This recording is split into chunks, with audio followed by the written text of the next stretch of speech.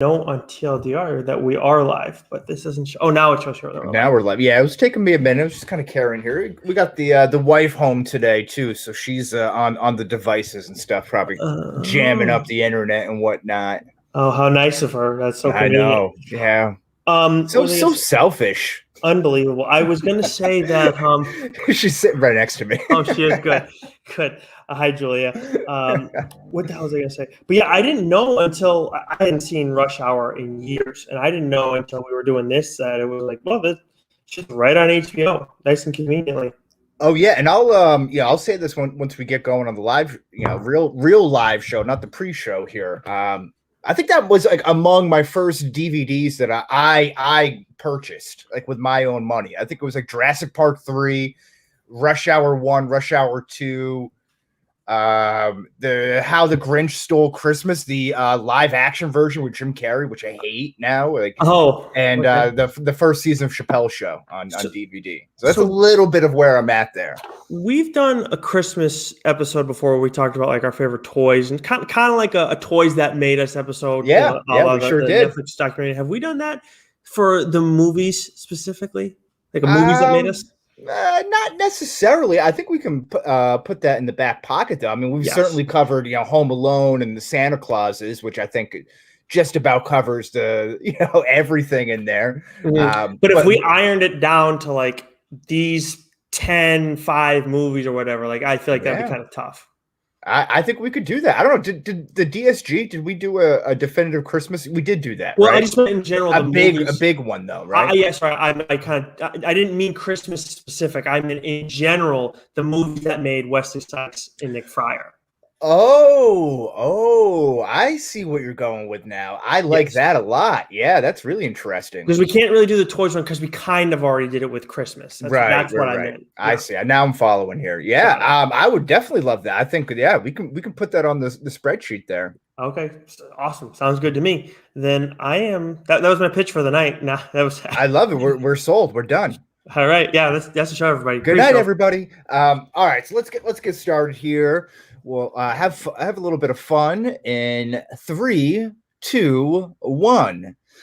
You want to keep it locked on to Change My Mind podcast because you don't ever touch a black man's radio. Boy, I am Wesley Sykes. Through the other side of the ether is the Toto or Tito. Toto is what we ate last night. To my Michael Jackson, Mr. Nicholas J. Esquire, detective for hire. How are you? You got me on that one. That was something. I also want to say to start the show off, happy belated birthday, Wes. I wanted to wait till we were face to face to wish you a happy birthday. Well, thank you very much. I know it has come and gone, and that is what's led to the topic we're talking about today. Yeah, and what's interesting is in the DSG, it either came early or late, but not neither had Mama Bear's porridge. No birthday messages on the day from anyone on the DSG. It was either ahead of time or after. So quite fitting. Yes. But nevertheless, yes. So we are doing an episode of my choice since it was my birthday on Friday, turning a Paul Pierce 34. Court is staying back in session, much like last week was, as the master debaters of the DSG step back up to the debate podium for an original versus sequel CMM debate. Of course, one of my favorite childhood movies, or series, I should say, Rush Hour and Rush Hour 2, Nick. Now, have you seen these movies prior? Yes, I have, but it's been ages. I really had to lock in and pay attention to this for this debate because it's just honestly, Wes, the last one, the 2 came out in 2001, so it's I don't know if I've seen them since that decade. Yeah. So my question for you is, was this a fun assignment? Did you enjoy yourself? I mean, we'll go into everything a little bit later, but I'll say the thing about the action, and that's part of our debate too. It's not something I'm there for when I'm watching this, but I have a lot of respect for Jackie Chan's what he does. How can you not? Right. But also it's seeing him, Chris Tucker for me is the reason that I'm there. But with Jackie Chan, it's I watched his cartoon that he had as a kid too, so it's kind of just so interesting to walk down memory lane seeing him. Because I can't remember the last time I saw him in anything. Can you? No, not in a long time. Maybe Shanghai Noon, which was his follow-up to the Rush Hours, except he was doing that with Owen Wilson instead of Chris Tucker, of course. That's probably why that was the end of his career. So watch out, Tom Hiddleston. Yeah, exactly there.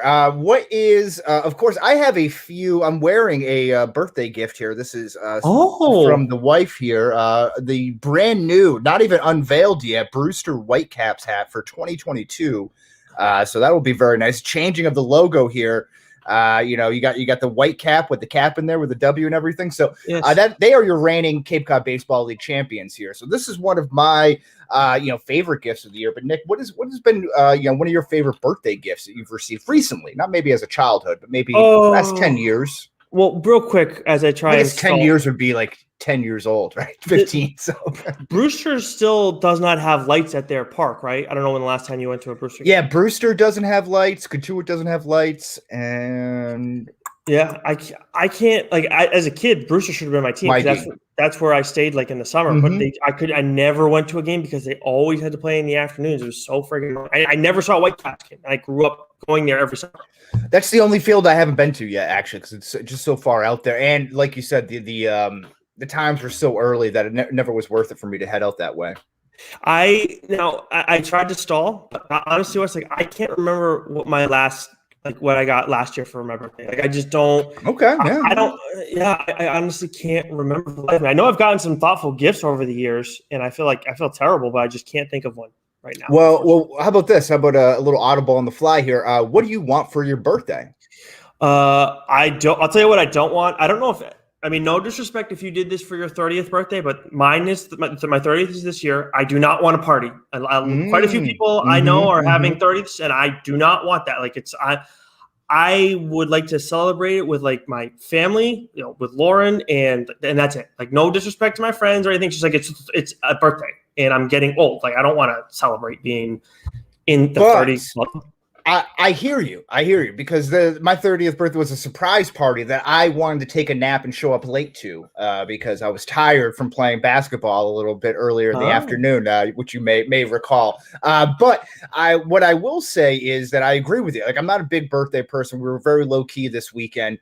But I just lost my point here for what I was going to say. Wow, damn it, Wes. You're talking about your 30th birthday before, and So your take of saying, like, no offense to your friends, it's a little bit selfish. Like, you're at a certain age, your friends need these milestone birthdays almost as much as you do, as an excuse to go out and get rowdy with the boys. Okay, well, I guess when you put it in that perspective, I guess then that's fine. So if I end up having a surprise birthday party, then I guess I wouldn't be mad either way. I'd be appreciative of it, but I'm not going to ask for that, and I feel like I have. Okay, so read between the lines. You want a surprise birthday party? No, okay. I think read between the lines. Wes down. I got it. Wes wants me to have a surprise birthday party, so he has a reason to party too, right?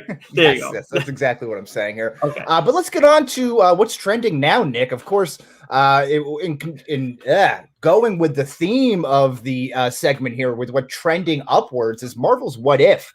Episode 3, of course, was Earth's Mightiest Heroes Were Never Formed.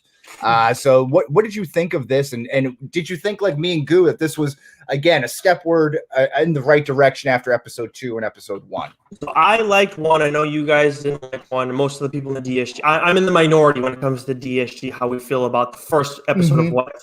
The second one was head and shoulders better than the first one. And I know you were still kind of lukewarm on the second one. The third one was a knockout. That was friggin' awesome. I thought they did an outstanding job. I figured out as a spoiler, whatever. I figured out who done it.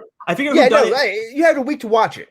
Okay, so I figured out who done it when Black Widow, right before she got taken out. So I don't know when everybody else put it together. Oh, with like when she's fighting the invisible Ant-Man. I see Janet's name pop up, I was like, now I know who did it. And I knew it wasn't Scott Lang either. I knew it was Ant-Man. So you picked up on the files right there that it popped up on. See, I didn't see that the first time through. That had to be like a rewatch on YouTube videos and stuff. Yeah, it just came up on me. It came up real quick, obviously, and I saw Janet's name pop up really fast. I don't even know I think I saw Fury's name. I don't remember any of the other ones. I just watched it once.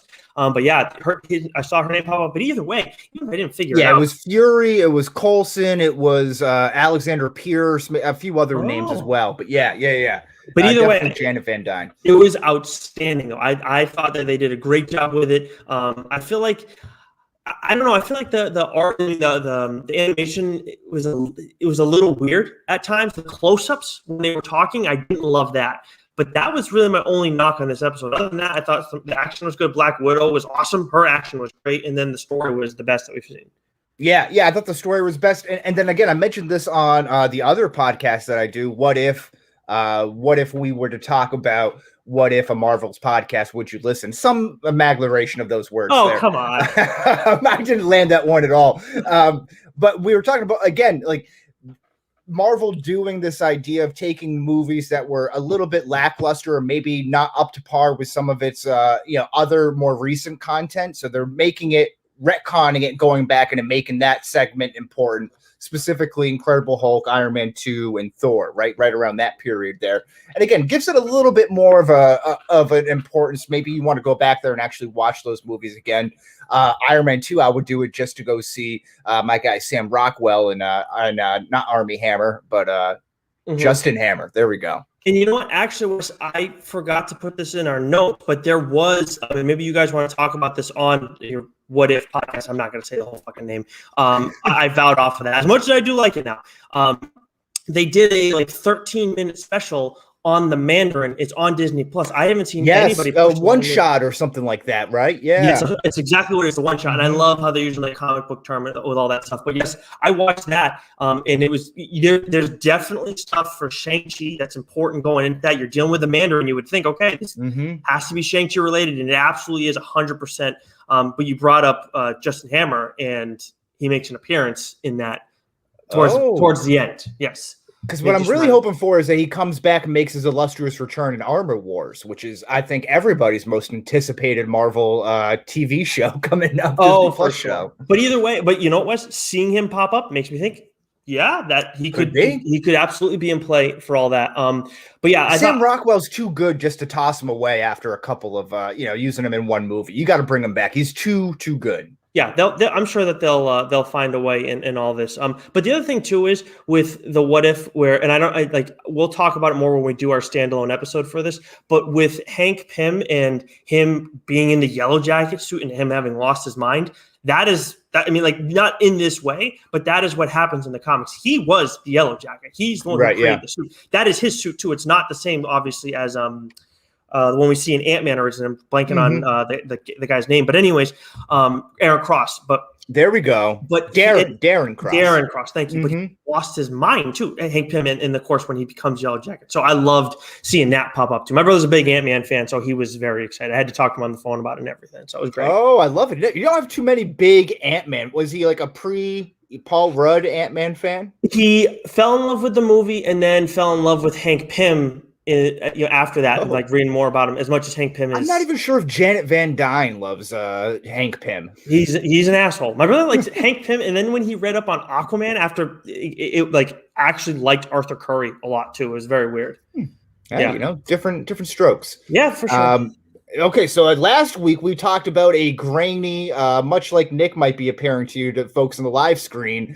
No, I'm just kidding, Nick. You look great. Grainy, unfilmed potato version of the Spider-Man No Way Home trailer. Yep. But now we have the real one in stunning HD. It broke all sorts of records, beating out Matt Reeves, the Batman, which we'll get into it a little bit later, as well as Avengers Endgame for most watched plays on a trailer, right? I think it has something like 300 million streams and stuff like that. So very crazy stuff. But your overall thoughts, Nicholas? The biggest thing is that when we first saw it, Wes, we only got Doc Ock, right? When we watched it, right? And then after you see the clear thing, it's like, oh shit, they told us almost all of the villains that we wanted to see, that we were wondering about. Now there's still one left in all this. But it was just like, we get Sandman, and it helps seeing people kind of go back. Like Task is taking screenshots, and there are other people too. Right. Everything does kind of cut really fast. Exactly. The only one that was easily clear outside of Doc Ock was Green Goblin, because we see his bomb. But then, of course, we get the Lizard, we get Sandman, we're getting Electro. Of course, guys that we've some of them we've heard teased already throughout this, but we're still waiting on the sixth one if we're going to get a Sinister Six. Who do you Right, think we're it's going to be? assuming so. Yeah, Yeah, I know. I know you want to ask me, but I want to know who you think it's going to be. well, I think it's going to be, I think it has to be Mysterio, right? I mean, he's not dead at the end of it, or at least we don't think, right? And if we're assuming that it picks up, relatively quickly after the events of Far From Home, then it would seem like he would be in the fold somehow. Where is Michael Keaton, your best friend? There was a Mac and Goop program dedicated to 45 minutes of Michael Keaton. Does he come back into the fold as all? Or is it Scorpion, who also was in those movies? And again, so I wonder about that. Ooh, There's a Kraven the Hunter, movie that's in the works there with Aaron Taylor Johnson. Never trust, those 3 name actors. I think they need more love. So maybe they get a little crossover action there. Again, with the multiverse stuff, a lot could be in play. Well, there's another one you didn't mention in all this too, and that's Venom. We could see him in right. Yeah, no, absolutely. No, I think the likelihood of that, I think the likelihood of getting like an Adrian Toomes back or something like that is far more likely than Spider-Man, but sure, or Venom, I should say. Sure, but it's still there's so much in play. I think if Venom would be the jaw-dropping one, and I'm sure they'll find a way to keep it a secret. But I would like to see Scorpion. I think that would be kick-ass. That was definitely a villain I remember from the cartoon being like, oh fuck, this guy's the shit. Yeah, and they teased him at the end, right? Was that one of the was it at the end, or was that a end credit? It was at the end. I don't think it was end credit, but it was obviously in the prison with Michael Keaton. Yeah. So I like to see what happens with that a little bit, and then also I think the other big question is what's up with Doctor Strange. I know everybody likes making the Mephisto jokes about all of it, and I don't know, Wes. I mean, like I still stand by like this doesn't seem like the right fit, but there's got to be. Marvel's just pulling an okie doke on us. Like they know how to tell a story, they know how to tease shit out, they know how to do everything. Selective editing, right? Yeah, absolutely. They know how to do it better than anybody else. So whatever happened here, like maybe he's enchanted and all this too. Like, I don't know. It just doesn't make a lick of sense. It's not on brand for him at all. So what I say, I think I'm more likely to agree with you in saying that it's just editing to kind of do an okie doke and kind of like a rug pull thing. But what my conspiratorial mind goes to is, weren't we saying the same question about Nick Fury and Maria Hill in Far From Home, that they were acting very out of character and they were weird the whole time? And then at the end credits, you see that Nick Fury was a Skrull. We find that out and everything, and that he's coming back to Earth. So, with the introduction of the Skrulls in the last movie, is that something that we have to be on our radar now with this movie?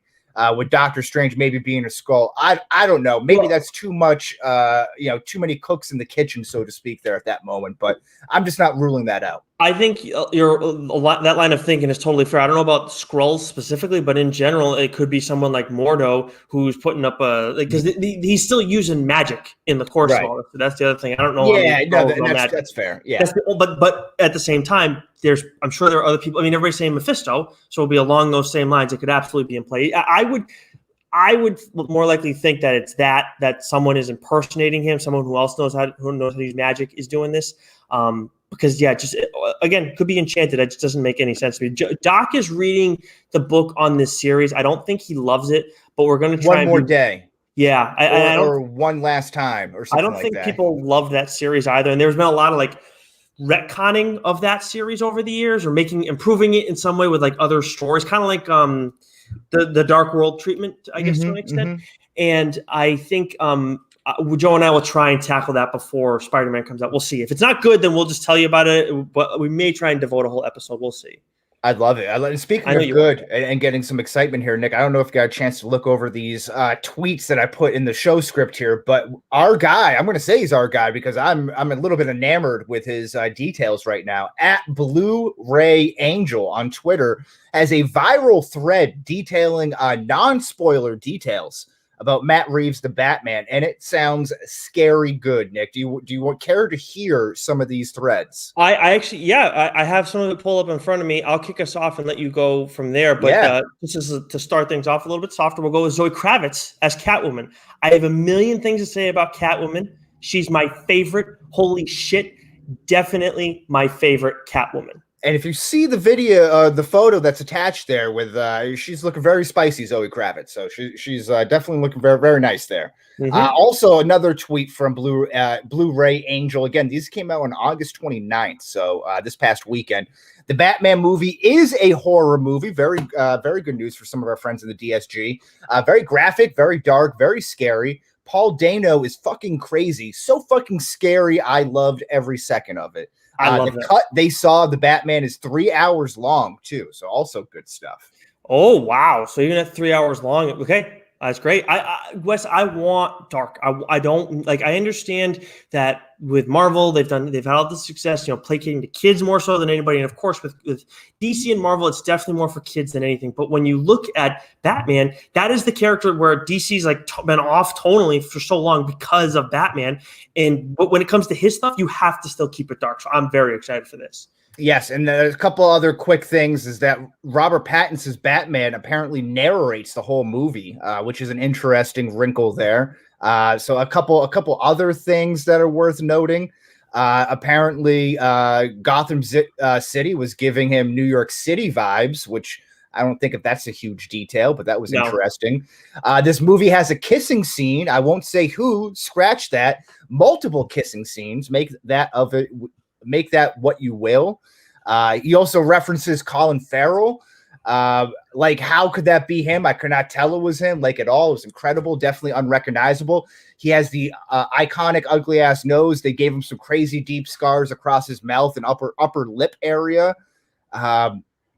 Furthermore, Batman and Robert Pattinson's portrayal is going further into the world's greatest detective and kind of further into that. It's going to be less about gadgets and him being a billionaire. I think he's going to be a little bit more grounded in this. He says here that he is so smart. The police hate him. He outsmarts everyone. And Gotham PD literally need him to snatch Riddler's ass up. Wow. Oh, I mean, I want to be careful about expectations because there's definitely been the case where, we both dealt with it in the course of our, the change of mind history, like expectations. It makes a huge difference going into it, but it's hard not to have them sky high with what we've seen with the trailer and then what we've seen with the pictures and everything. And now this stuff too. But I mean, I don't want to get too high, but I can't help it, Wes. This sounds great. Well, I'm going to give you one more that might push you over the edge here. Okay. You ready? You're sitting down? You get your pants on? I don't know that I can't confirm. The question was, how does Paul Dano compare to Heath Ledger's Joker?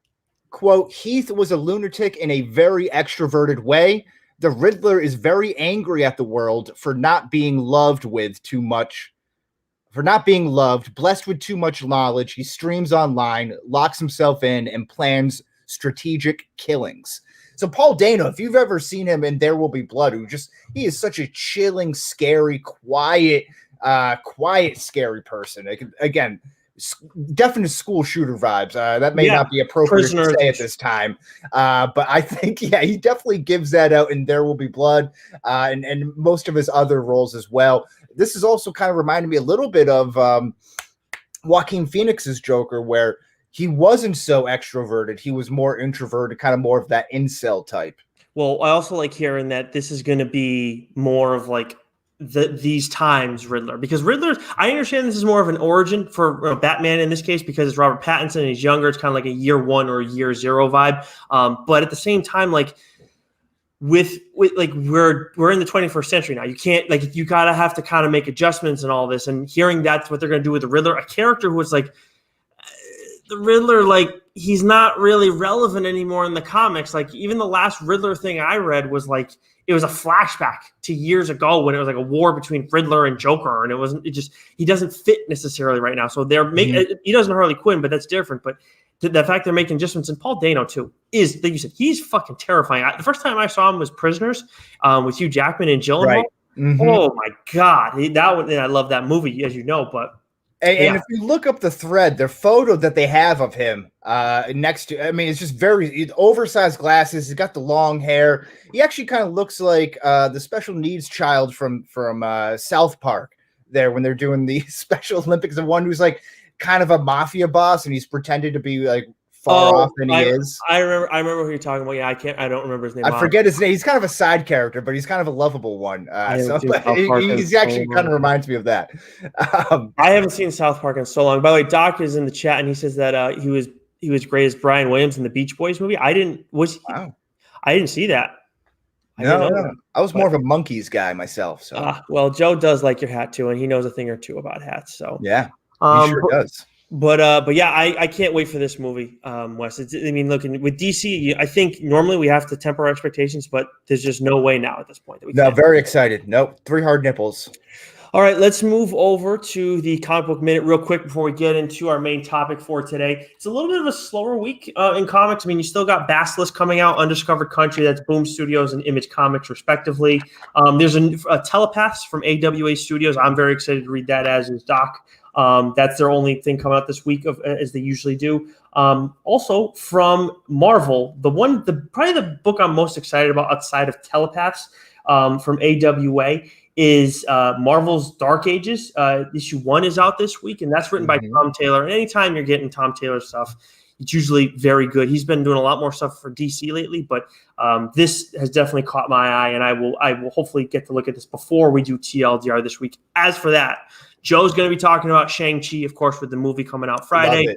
All of at least 3/4 of the DSG is going to be talking about Shang-Chi next week. PCP will do it in like 3 weeks. That blows my mind. Joe, you know how Joe does the what's on the audio in DSG, like this week in DSG every week? He used the Suicide Squad image for PCP 3 weeks in a row because they didn't talk about it. It's just unbelievable. But the other book I'm going to talk about is going to be Oblivion Song. And I just saw this, I think it was from Barstool's movie podcast. They tweeted this out, it's a Robert Kirkman book, and Jake Gyllenhaal is going to star in and produce in the film interpretation of Oblivion Song. So I already read the first trade. I'm almost done with the second one. I have 3 more to read after that. I should be fine comfortably for Wednesday. But I'll tell you what, Wes, after the first trade, honestly, after like the first 2 issues, I was like, I can totally see how Jake Gyllenhaal would take on this role. Makes perfect sense for him. I'm going to crush this series. I'm not done with it yet, but I have very high expectations for the movie already off of reading the first 7 or 8 issues. I love it. That sounds great there. And it's Lights, Camera, Barstool is what you're referring to as the Barstool podcast. Of course, they are the producers of one of my favorite movie search engine websites, movierankings.net, that I've plugged here for free many times on this podcast. What guy you are. You are too sweet. All right. Speaking of too sweet. I agree, Joe. I agree. What did Joe say? Oh, yeah. Joe has some interesting information. I mean, it's with the Shang-Chi stuff. This is love it. We'll talk about that on TLDR, of course, after the I've Heard It Both Ways podcast. Again, not saying that fucking name. Let's go to the main topic, Wes. We are doing, for your birthday, an original versus sequel debate with Rush Hour. Do you want Yes. Now, like I said, this is one of the first DVDs that I bought with my hard-earned, cold, hard cash that I no longer have anymore. But it's still, the memories stay with me to this day. I think Chris Carter. Why am I blanking on his name there? Chris Tucker? Chris Tucker, thank you. Chris Tucker is a tour de force in these movies. I don't think he ever has a higher ceiling on this, whether it be Money Talk, who, he, of course, teamed up with director Brett Ratner for, and then teamed back up with for these movies, or Friday, of course, with his kind of infamous role as Smokey.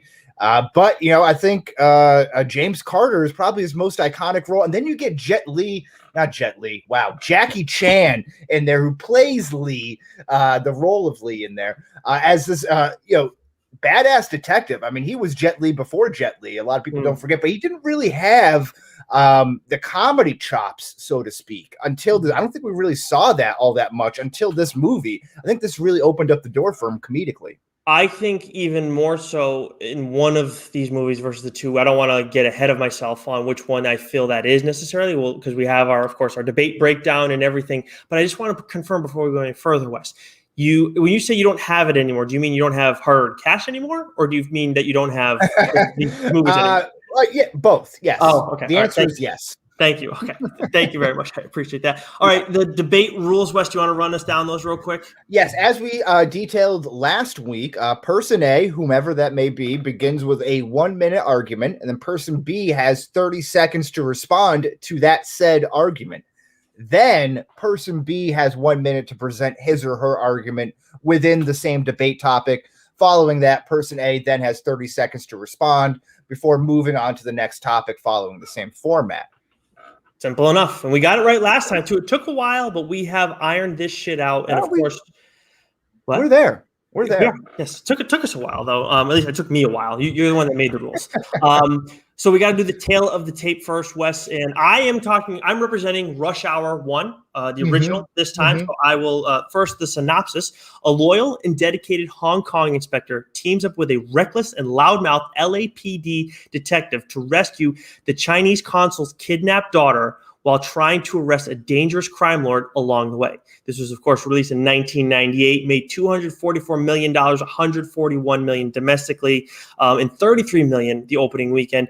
This is an hour and 38 minutes long and spent 2 weeks at #1 at the box office. And I know with the what is it, the Rotten Tomatoes, it's like at the 67% range, but this came out way before Rotten Tomatoes, so I'm sure that would have impacted things as well. Oh yeah, and you know, for me, it just doesn't even matter. Almost like a certain artist who just dropped a earth-shattering album this past week. I just don't really care what people think. I love these movies. The critics' opinion does not sway me here one way or the other. So you love what you love. You love what you love. Exactly, Nick. I think that's great. And what I think you can also tell by the synopsis of Rush Hour 1 here and just how long it is, right? I mean, it was kind of, you have a buddy cop team up movie, right? That's not really a novel idea, so to speak. But, you know, this was a kind of a new idea that they really wanted to sell to people, right? This was a new movie that they kind of had to get people behind. That's why you have that long synopsis there. Well, yeah, absolutely, and that's part of my argument and all this. But we'll get to that at some point, maybe a little bit later on in the debate. You got to tell us about Rush Hour 2, though, Taylor. Yes, and again, this just shows the success of the first one here because it's a very simple synopsis going by their first name, so we really know these people. Carter and Lee head to Hong Kong for a vacation, but become embroiled in a counterfeit money scam. You know, sorry, go ahead. Go. Yeah. Well, I gotta say, like, Rush Hour 2 is the one that I think gets the most love of the two, you know, in time and everything. But I honestly thought you would have wanted Rush Hour 1 just because it's like it's the original and these are so important to you, and like these wouldn't have been there without the first one. No, so you may recall from these original versus sequel debates, I'm typically a sequel guy. I love most sequels. It's already established at that point. There's no kind of get up and you have to get used to anybody. You just hop right into the antics and just have fun, especially with these kind of action comedy type movies. I think it works well. But this was released in 2001, so 3 years after the first release, and made $347 million, 226 domestic millions. Domestic millions, right? Yeah. Domestic millions. And pulled in 90 million opening weekend. It's an hour and 30 minutes, clean 90 minutes in and out. Spent 1 week at #1, but did spend the following 5 straight weeks at #2. So, I mean, that's pretty good right there, I would say. Yes. They both did extremely well and absolutely was like, you know, seeing these two together. I mean, I'll never forget. It took me a while to see these because I think these are PG-13, right? Mm-hmm. Yeah, so I was a little bit younger when the first one came out. I was 7 years old, and then the other one I would have just turned 10 or been 9 years old when it came out. So it took me a little bit. My first PG-13 movie was Planet of the Apes with Mark Wahlberg. Oh, I saw that in theaters. I hated that. Yeah. Okay. Yeah, I was still like, I think I was probably 11 when I saw it. My uncle took me to it. But yeah, so it took me a while to see this. There you go. But yeah, these are legendary movies. No I mean, to me, they're top tier. I don't think you can really do anything wrong. They're a little bit of comfort food. It's a nice bit of pasta fagioli on a warm or a cold winter night. You know what I mean? Yes. So, is this a movie you would watch like when you get sick a lot? No, I wouldn't say that, but it just brings back fond memories. You know? Okay. I know when I don't get sick, Nick. Well, then I apologize. How dare I?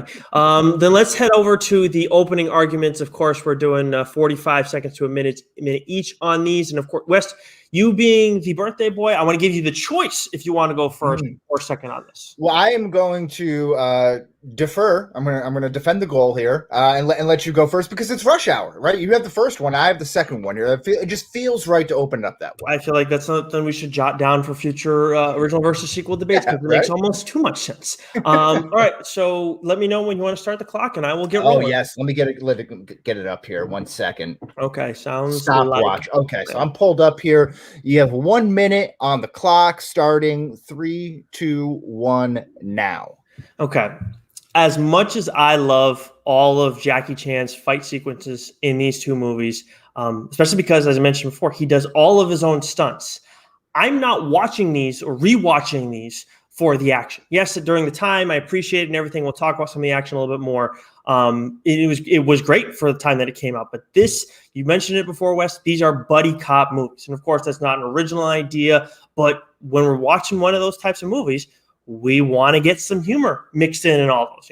Even with the Marvel stuff, when it's buddy cop stuff, we want to get some humor mixed in. Who does that the best in these movies? Chris Tucker does.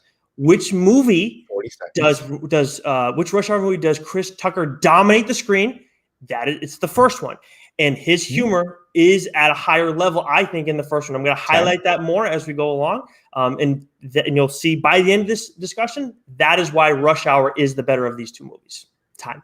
Wow, I love it. With 2 seconds to spare, you even called your own time here. That's how confident you were. I like that. Thank you very much. All right, you ready to roll? Oh, yes. Okay. Oh, yeah. 3, 2, 1. Rush Hour is fantastic, but Rush Hour 2 is so far and away the more fun and adventurous and action-packed movie because, like Nick just mentioned here, they are buddy cop movies, but they're also fish-out-of-water movies, too. And the fish-out-of-water stories that we've seen time and time again as Americans watching American media is the foreigner coming over to America and being a fish-out-of-water.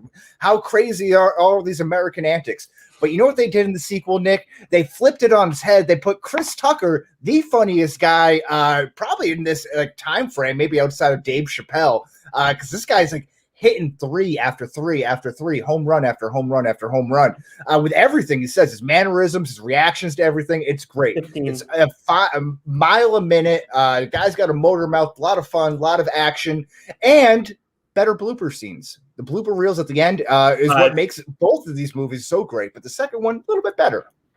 And a second to spare. I got to say, I cannot believe that we didn't see, I know Chris Tucker was in some things, but it's like he fell off a cliff after these. I had to Google after that, and that was something after watching all of this and rewatching some of the super clips and everything like that. I'm like, what happened to Chris Tucker? Because he was in Silver Linings Playbook. He had a short cameo in there, and he did a couple other things, and then he just kind of bowed out. And he popped back up in the Jeffrey Epstein Netflix documentary that he was somehow tied up in that and got referenced in that Epstein Island. I think he was one of the names that was on the plane, the plane ledger there. And then, of course, as noted in both of these movies, he is a dear friend, very close to Michael Jackson.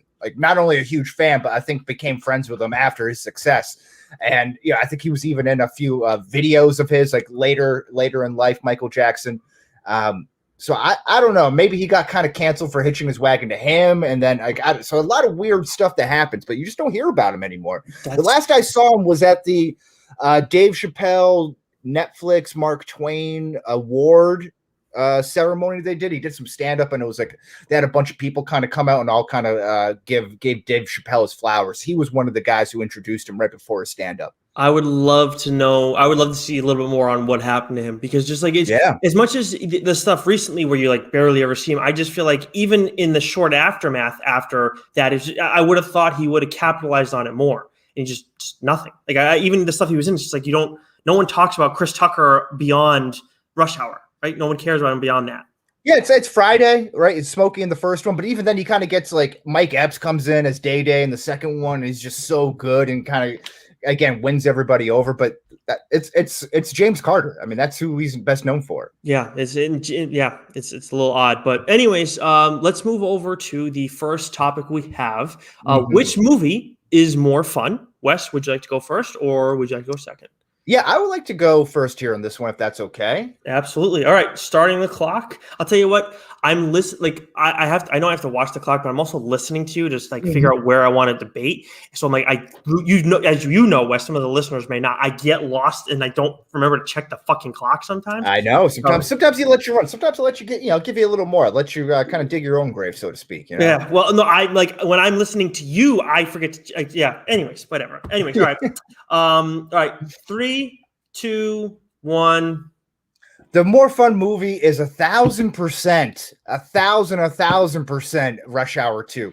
You have a scene where he goes to a Chinese massage parlor and he picks out all of the massage girls and he's talking to them. He wants to bring them back home. America, you want to come back to America with me? Hysterical. What else do you have in there? Lee and Carter spying on Isabella Molina there, and you find out he has a little tattoo on the butt there. Very funny antics that they get into the whole time. Again, James Carter, fish out of water in China, singing at a karaoke bar, singing Michael Jackson is amazing. Like all that stuff is just fantastic fun, nonstop fun, and I had a great time with it. You good? That's it. Yeah. All right, awesome. All right. I got flustered there. I thought when he said 15, I had 5, and I'm like, no, we're well past that now. 15 seconds has gone by. I would have allotted you your time back. I would have totally been fair with it. All right, so I got 30 seconds now to retort. Let me know when to go. Yes, 3, 2, 1, go. Okay, so as much as I do find a lot of what's said in Rush Hour 2 funny, I feel like there are certain things that are said in the course of that movie that maybe don't necessarily age all that well in today's society. Now, of course, you're dealing with a fairly diverse cast in those movies, and you're dealing in Hong Kong, you're dealing in America, so it's a mix. But at the same time, there are some where there are some things that just don't necessarily hold up as well. Whereas in the first one, I'll talk about that in a second, it holds up a lot better. 30. Time.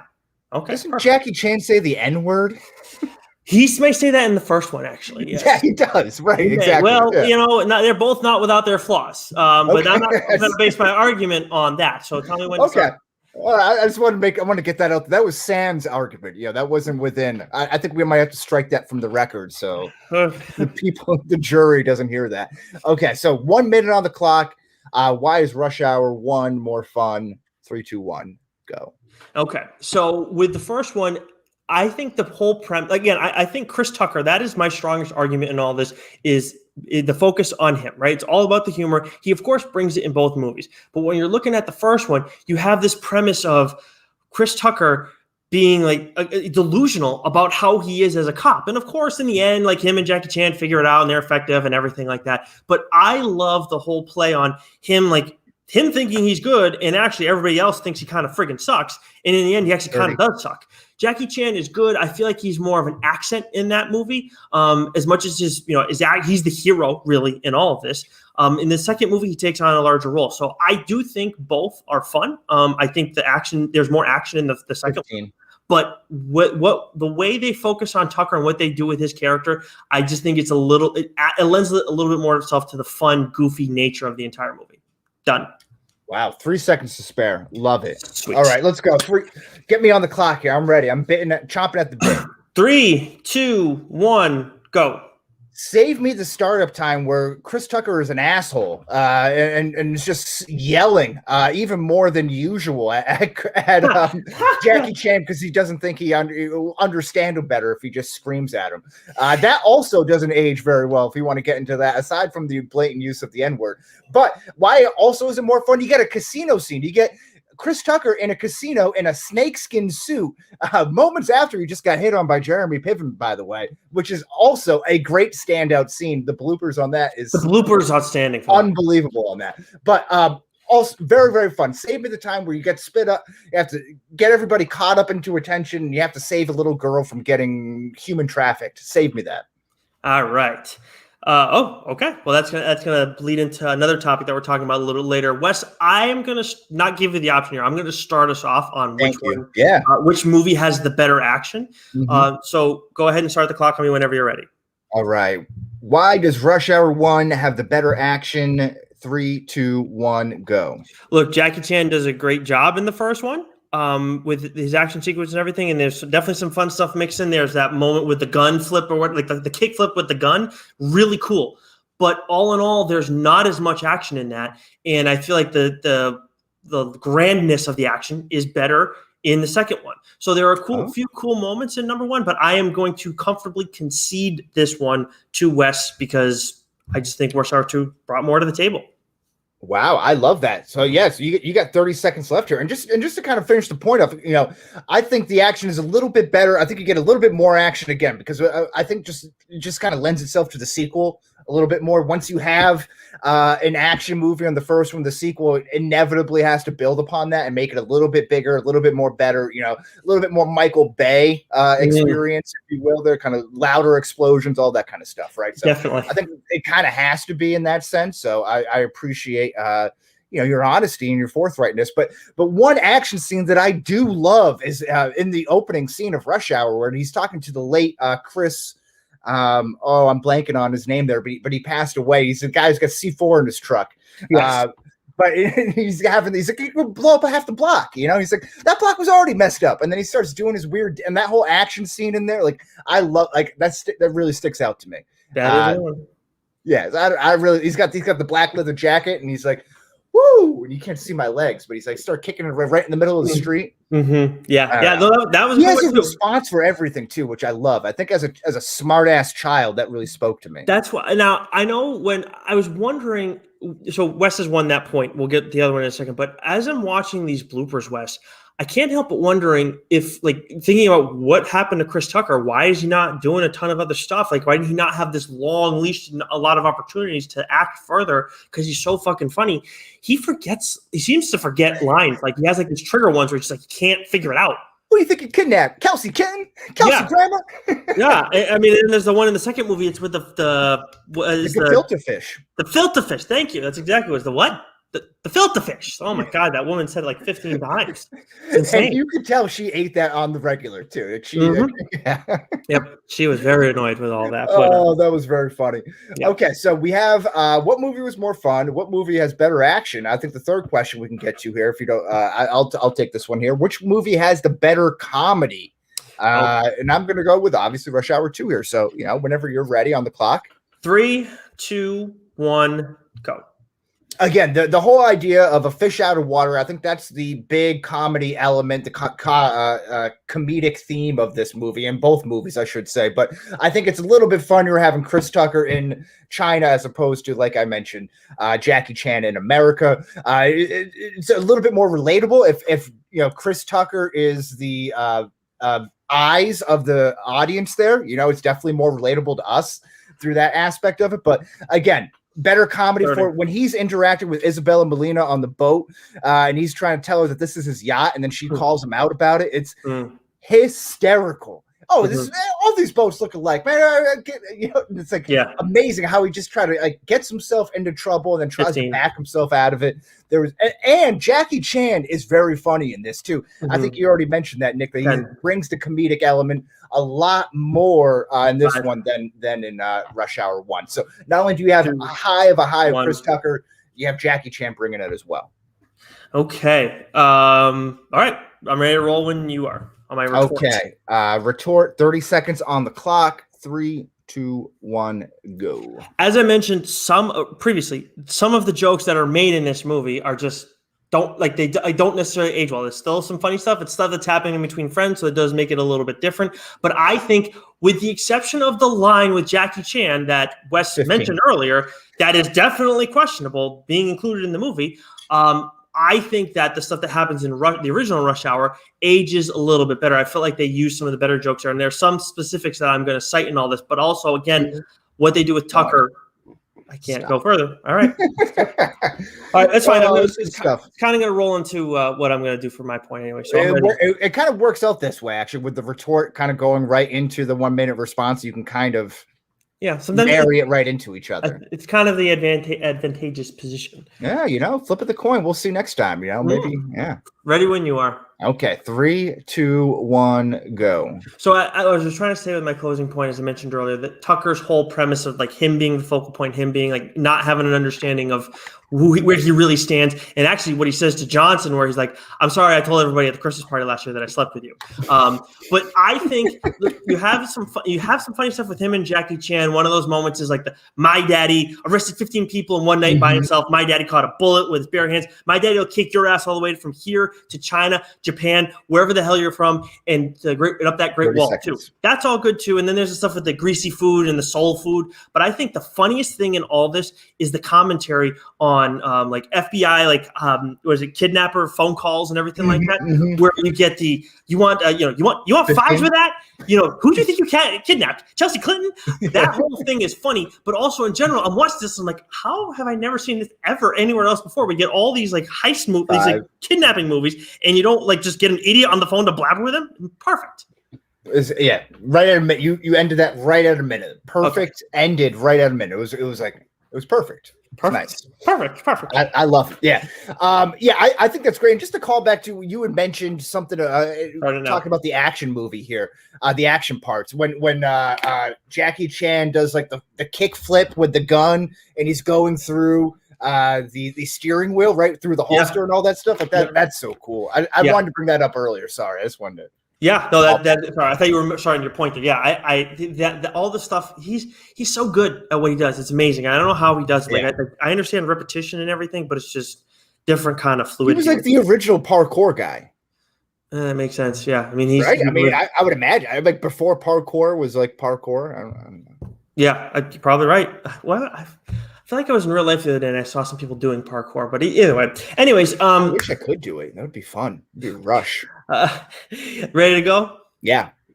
Which movie has better comedy? Your retort to my defense of Rush Hour 1. 3, 2, 1. Listen, we're really splitting hairs here because I think both are fantastic. And they build, and what Rush Hour 2 does well is build upon the jokes that were landed well in Rush Hour 1. Like, do you understand the words that are coming out of my mouth? And then you have Jackie Chan reciting it back out of Rush Hour 2 there. And the same thing, but there was another line there, 10. Oh, I'm blanking on it. Oh, I forget. Oh no! Don't you ever touch an Asian man's radio? And again, some of those like better jokes kind of come back into it. So I like it. Yes. Okay.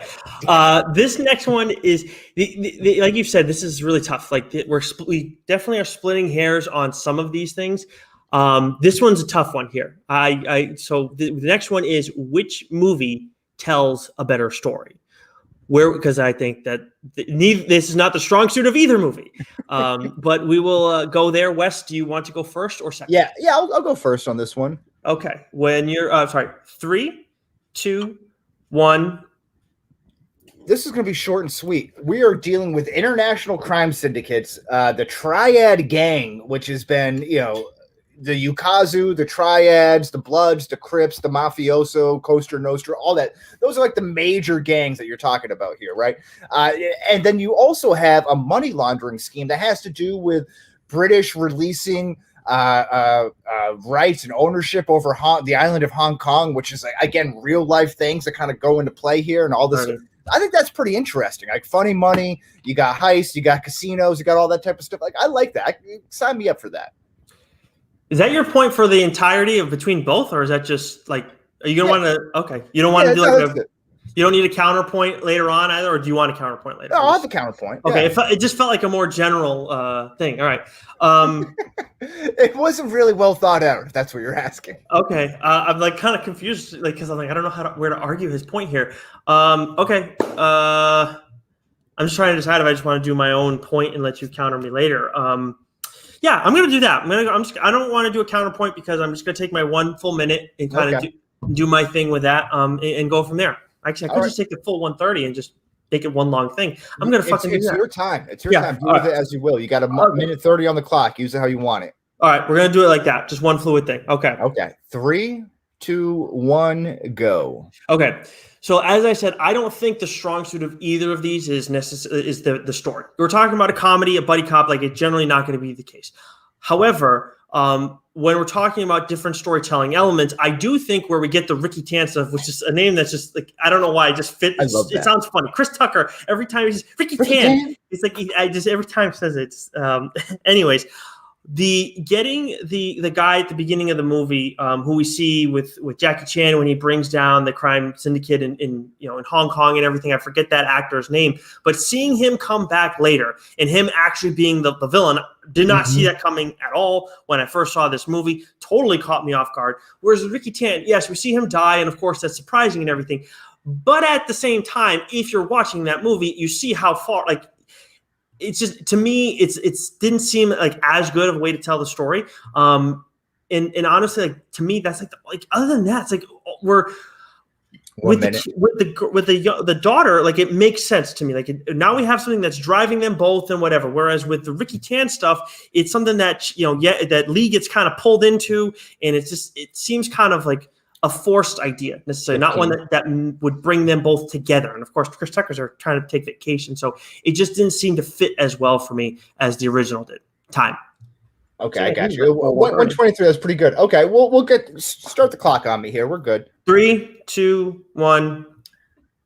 I realize why you say that I was just kind of generalizing everything, because I think I conflated two storylines, the two storylines into one, right? With the Hong Kong and Britain being released in Rush Hour 1 and the funny money in Rush Hour 2 there. So I screwed up, okay? This is my fault. I'd lose the point on this one, okay? That's my fault.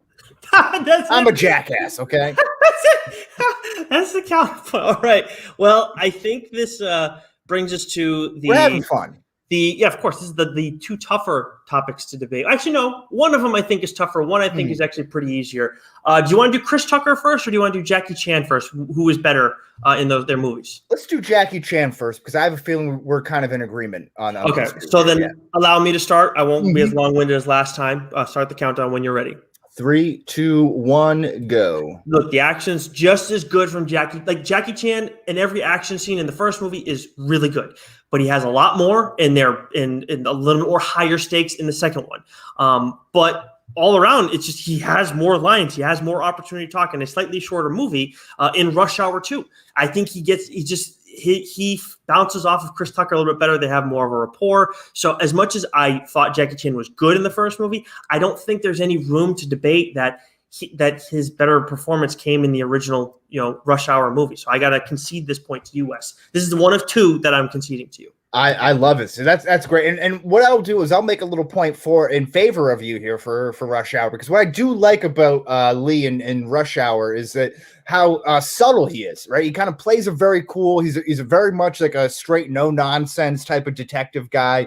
And what I like about it is that he lets Carter think, go on and talk, right? Because this is great. I like people who talk, because when they talk, then you get to see who or something along those lines. They really show you who they are, and just how full of shit they really are. It's like I love that line, and it goes right back to the airport and the tarmac scene there, where he's picking him up right off the airplane, which again, like 1998, that's not happening anytime soon, right? Nope. That's or like when Carter gets on the airplane to go get him back later in Rush Hour 1, and they both just walk off the airplane like nothing happens. Like, no, I don't think that can happen. But yes, I think he plays. There's obviously a little bit more of an emotional component here between Carter and Lee with the father dynamic, and then again them kind of getting to know each other and feel each other out. Where in the second one, there's more room for the more fun, more jokes, more action that Jackie can kind of lean into a little bit. Absolutely. There's definitely he was good in 1. Like, I'm not saying he was not good, but 2 was definitely. It's just more of everything. Yeah, exactly. He got more opportunities. So yeah. But anyways, it is time to debate which movie features a better Chris Tucker. Wes, would you like to go first or second on this? I will go second on this one. All righty. Start the clock when you are ready. 3, 2, 1, go. So as I mentioned before, we get where things are centered around Chris Tucker a little bit more, I feel like, in the first movie. As much as Jackie, it's a buddy cop thing and everything, and the movie starts with a Jackie Chan story. We're seeing like the development of Chris Tucker throughout the movie. Carter, as much as he's still kind of a clown at the end of it all, he's not necessarily much of an asshole at the end of the first movie. And I cited off some of the lines that he has in this. He has all the best lines in the first movie. Like, there's no question about it. Jackie Chan has some of the best lines in the second movie, as much as they're kind of going back and forth off of one another. And another thing I just like to cite from his comedic performance in the first movie from Chris Tucker. Damn, Chan, some greasy food. You ain't got no better food than food like chicken wings, some baby back ribs, some fries or something. Chinese food. No soul food here. So I that whole back and forth, but there was, again, I mentioned some of the other ones already. So I think Chris Tucker, the movie was a little bit more dependent on how he acted in his comedic chops, I guess. And that's why I think Rush Hour 1 was better for Tucker. 2-1. Done. Love it. Okay, so put a 30 seconds on the clock. Why I disagree. 3, that Chris Tucker was better in Rush Hour 1. 2, 1, go. I disagree that Chris Tucker was better in Rush Hour 1 because he wasn't. Quite frankly, I just think, again, he's a little bit more loose. He's a little bit more funny. Putting Chris Tucker in a situation that he's unfamiliar with, that is not his, again, outside of his comfort zone, I think is great comedy. And then it even comes back into, when he comes back to LA, you get a great cameo and interaction between him and our guy War Machine, which I just loved. Like, that was a great surprise cameo in there with why am I blanking on his names there? One time, Don Cheadle was who you were I can't think of any names today. John Cheadle, thank you. Yes, it happens to the best of us. All right, you ready to roll into your point on why Rush Hour 2 features a better Chris Tucker? Yes. 3, 2, 1. The better Chris Tucker is in Rush Hour 2. It's plain and simple. That's it, folks. I just said my point right there. No, this is like what you do when you're like can't figure out. You got to use so many words, and you got to like use a 5-paragraph sentence. So you reword the question to get the first one out there, and then like you got all that stuff. So time is still ticking away here. But Chris Tucker is very funny. Again, I don't know, fish out of water. That's what it is. This is funny. This is better. You're almost at 30 seconds now. You're at 30 seconds. Do you want to keep going, or would you like to concede the rest? All that. Yeah, no, I'm done. I got nothing else. I think I think in Did fairness, time move slow on me there? What happened? No, I was on that one more than I've been on probably any tonight, to be honest. Wow. But you know what's funny was I think that it's like for you, I like these movies. Don't get me wrong, and this was a fun thing for me to do. But these seem like a movie. Like when we talk about the movies that made us, as individuals, this would be in contention for that. And I feel like it definitely would. It's like asking which is my favorite breath of air. Exactly. So that's where it's like I feel like for you it's a little bit harder. Whereas for me, I can put emotions aside as much as I like both of these movies for the debate. So go ahead and start the clock on me for be easy on this one. Yeah. 30 seconds. 3, 2, 1, go. I'm just going to treat this like it's a courtroom. Wes couldn't even make a case for Rush Hour 2. He couldn't even make a case why Chris Tucker was funnier in that movie. He just went and babbled for 20 seconds, and then the last 10, he said fish out of water. Couldn't even come up with 45 seconds time. Never mind a full minute. So actually couldn't even come up with 30 seconds. What am I saying? So you got 20. Yeah. I don't need more. You made the argument for me. So yeah, I've said all why Chris Tucker's funny. I don't even point to argue because Wes didn't say. All he just said was Chris Tucker's 3, funny. The second one. 2, time. 1. Yeah. That was okay. That was strong. That was strong to quite strong. So strong, in fact, I think we can just do without the closing arguments here. I think that was enough said.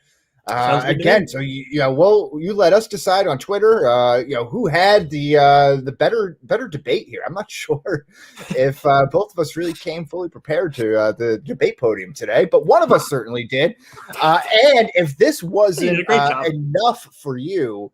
I was reading. Nick is breaking out into cold sweats over there. That's how worked up he was. Yes. A Rush Hour 4 movie has been in the works for years. This is from Screen Rant, with the latest news being that both leads had been working with the studio on a script. This was from a 2020 article. So maybe we get a little more in the future. Rush Hour 3, when they go to Paris, not worth it. Didn't see it. Yeah, not great.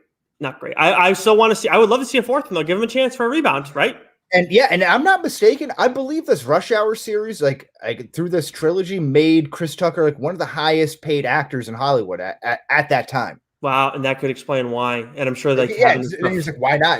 I got FU money. I'm just going to go piss off somewhere. Yeah, and if you make proper investments and all that stuff, then why would you bother? All right, so time to head over to the discharge depot, right? Wes? All aboard! Rah, rah. Okay, I'm going to let you go on, so I'm going to keep my stuff quick. I watched the series that just dropped on Netflix called Clickbait, and I think it's just going to be like this one-off miniseries. There's 8 episodes. Who's starring that? Who's the guy, the like good-looking dude from Entourage? Adrian Grenier. That's right. Yeah. He was Aquaman. Yeah. It's him, and then the what's her name? The woman from Get Out, who's like the maid who ends up being the grandmother. You saw Get Out, right? Yeah, but that was so long ago. Do you remember the trailer, West, where you see the black woman who has the tear run down her eye and she like looks kind of freaky with the old. She's in this as well. And then after that, it's like a lot of people I've never seen before. It was outstanding, twists and turns along the way. You learn a lot about yourself and the judgments that you make. Very intense, very well done. Recommend to everyone and anyone who likes watching shows. This is awesome. Also, watched The Witcher anime, which I had very high expectations for. I still have to talk to Shine about this. I thought it was meh. Like, I would say solid. Like, I might give it like a 7, I think is where I put it. And I had really high expectations because the action was really good. The first 45 minutes were way too slow. And the last 30 were good. But, like, I'm going to be generous on the 7, honestly. Maybe more like a 6, 8. But expectations, trying to be smart about that. Okay. But yeah, so tell me what's up with you in the Discharge Depot. Speaking of expectations, talking about going above and beyond, in my opinion, Kanye West, my favorite artist of all time, dropped his ninth or 10th studio album. I'm not sure which one, what exactly goes that is, but 27 songs, almost 2 hours. It's like the number 1 album in like 400 countries right now. It's like 100 countries. It's like crazy. Mixed reviews. I don't really care about the mixed reviews. I really enjoy it. It's his most complete work, in my opinion, since The Life of Pablo. I'd give this like an 84, 85 out of really? Yeah. Wow. Okay. All right. Yeah. So the problem is there's like 9 or 10 songs that are really good, and then there's a couple duplicates that he has different verses from different rappers on there. Okay. So it's kind of like a little bit of a cheat on the 27 songs there. But with 27, like 9 or 10 songs is an album in most cases. So I think the percentage is low when you're considering in the totality of the album.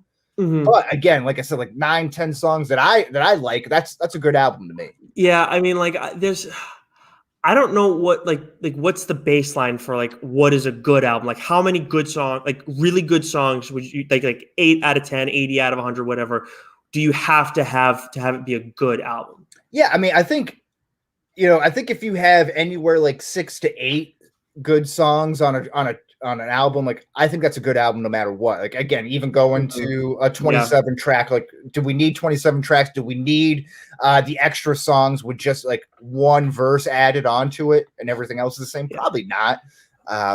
But he's a showman at the end of the day. So he's I think I would probably be more on the lower end of that 6 to 8. I was thinking like 5 or 6 because like on an album, I'm thinking it's usually going to be like more like 12. Yeah. So if you're batting 500, then and then there's probably a couple others that in time that you appreciate more and maybe aren't like bangers. So yeah. But honestly, Wes, I'm just happy for you in the end, like because I know how much you've been waiting for this. I mean, it's just every other weekend. What a fucking gift that was, right?